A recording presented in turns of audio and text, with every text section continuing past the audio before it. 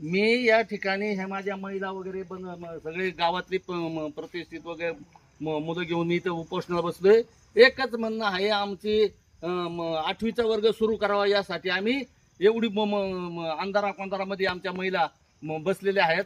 तरी पण इथं ऑफिसला किंवा वरच्या अधिकाऱ्यांना जाग येत नाही.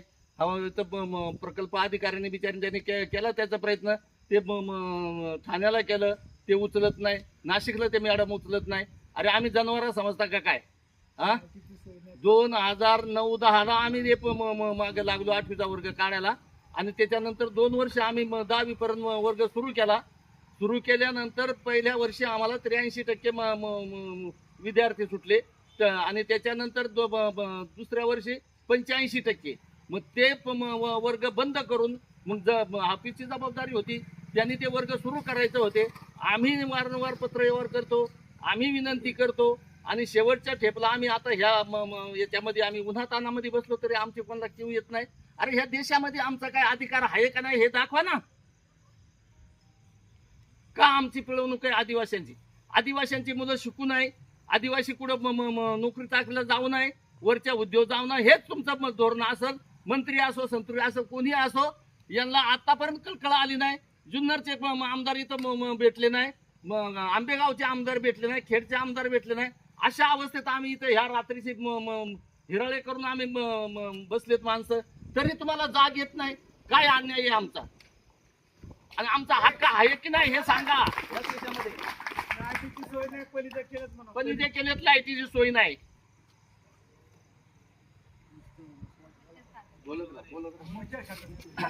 आम्ही खरं तर या ठिकाणी आंबेगावचे सर्व ग्रामस्थ साहेब यांच्या नेतृत्वाखाली खरं तर अत्यंत आम्ही या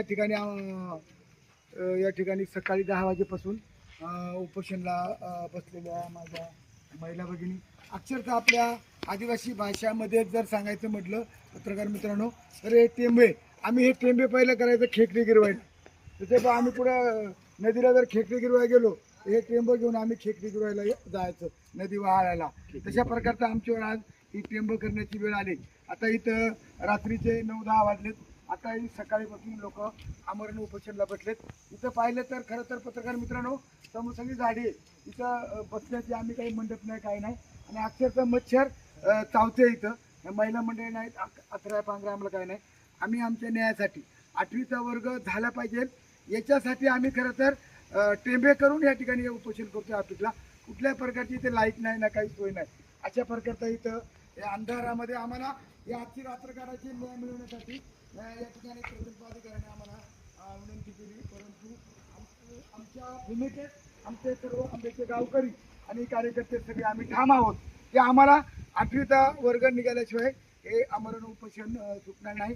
खरं तर मीडियाच्या माध्यमातून मी जाहीर सांगू शकतो की निश्चितपणे हा टेंबा करून बसण्याची वेळ आता आमच्या बाबांनी सांगितलं या ठिकाणी सरपंच बाबांनी तर निश्चितपणे आज त्यांचं वय 81 वय. तुमचं किती वय हो? माझं 81 वर्षाचे बाबा या ठिकाणी खरं तर उपोषणला बसलेत. या ठिकाणी या सर्व महिला भगिनी गुराढोरं घरी बांधून उपोषणला बसलेल्या अंधारामध्ये इथं डास कुठं रात्रभर आम्हाला खाऊन टाकणार आहेत. तरी त्याची फिकीर न करता, जीवाची फिकीर न करता अगदी वाईट परिस्थितीमध्ये खरं तर आदरणीय खरं तर दामचे साहेबांच्या नेतृत्वाखाली आहे आम्ही सगळी, मी जिल्हा परिषद माझे अध्यक्ष म्हणून माझा पण यांना जाहीर पाठिंबा आहे आणि राजू शेठ या ठिकाणी आहेत.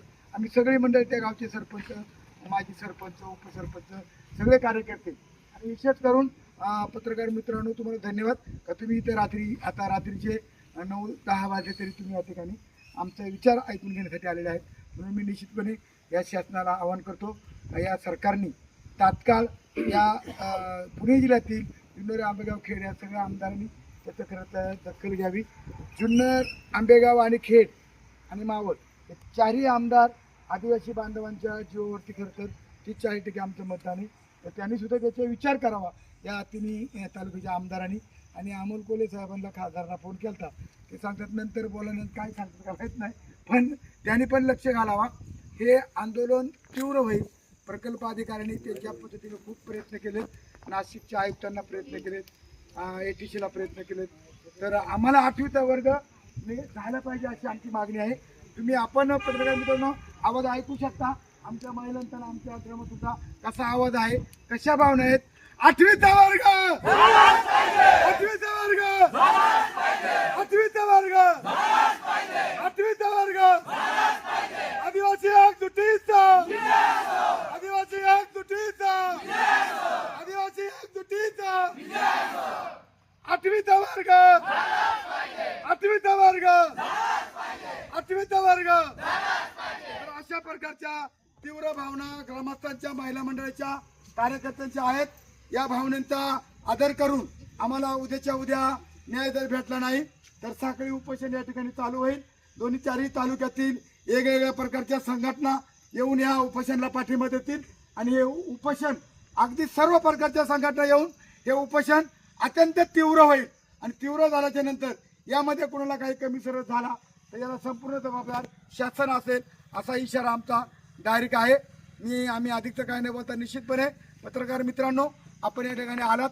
तुम्हाला सर्व पत्रकारांना आम्ही खरं तर विनंती करतो की आपण मीडियाच्या माध्यमातून तुम्ही जर टीव्हीलाही 1 मिनिटाची बातमी दाखवली तर मंत्र्यांना आणि आमदारांना कळेल अशा प्रकारची आमची विनंती राहील. कारण हे उपोषण आहे या कुठल्या विकासाचं किंवा कुठल्या फायद्यासाठी नाही. आम्ही अडाणी राहिले, आमचे मुलं, आमची नातवंड पतवंड शिकावा आणि 8वीचा वर्ग चालू व्हावा यासाठी हे आमचं उपोषण आहे. शिक्षणासाठी आमचं उपोषण आहे. याची दखल शासनाने घ्यावा आणि या इथल्या अधिकारी असतील, प्रकल्प अधिकारी असतील, एटीसी असेल, नाशिक असेल, सर्वांनी घ्यावा आणि आम्हाला गरीब आदिवासींना न्याय द्यावा अशा प्रकारची मागणी संपूर्ण या आदिवासी बांधवांच्या वतीनं, या ग्रामस्थांच्या वतीनं, कार्यकर्त्यांच्या वतीनं मी जाहीरपणे करतो. आणि परत एकदा या शासनाने जर आम्हाला न्याय दिला नाही तर आमचं धरपकड मोर्चा निघेल. हे उपोषण तर चालूच राहील पण आमच्या वेगळ्या संघटना आहेत. जवळजवळ आमच्या महाराष्ट्रामध्ये 50-50 संघटना आहेत. त्या संघटना या आंदोलनामध्ये उतरतील अशा प्रकारचा विश्वास व्यक्त करतो. मी थांबतो. जय हिंद, जय महाराष्ट्र, जय आदिवासी.